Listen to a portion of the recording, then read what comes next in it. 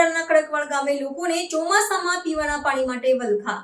જો કે ઘરે નળ હોવા છતાં પાણી પહોંચતું ન હોવાથી લોકો પહાડી વિસ્તારમાંથી વહેતા ઝરણાનું પાણી પીવા મજબૂર। ઉનાળાના સમયમાં રાજ્યના અનેક વિસ્તારોમાં પાણીની સમસ્યા સર્જાય છે, પરંતુ શું આપે ક્યારે એવું સાંભળ્યું છે કે રાજ્યમાં સૌથી વધુ વરસાદ ધરાવતા વિસ્તારમાં ભર ચોમાસે પાણીની સમસ્યા સર્જાતી હોય?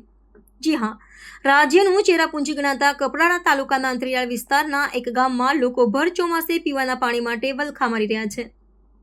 રાજ્યના છેવાડે આવેલા વલસાડ જિલ્લાનું કપરાડા રાજ્યના ચેરાપુંજી માનવામાં આવે છે। આખા રાજ્યમાં ચોમાસામાં સૌથી વધુ વરસાદ કપરાડામાં નોંધાય છે।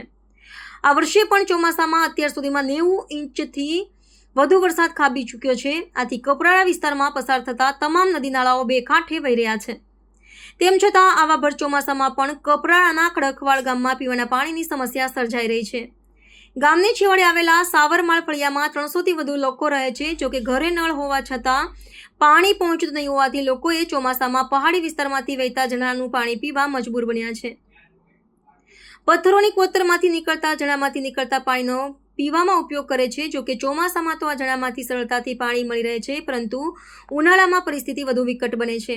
આ ફળિયાની મહિલાઓએ એક બેડું પાણી ભરવા માટે ફળિયાથી દૂર જવું પડે છે અને 2 ડુંગરો ચડી ઉતરે ત્યાં એક બેડું પાણી નસીબ થાય છે। પીવાના પાણીની સમસ્યા વહેલી તકે દૂર થાય તે જરૂરી બન્યું છે। મારું નામ દેવજીભાઈ કાકડભાઈ વલવી, મેં ખડકવાડ સાવરમાળમાં રહેતો છું।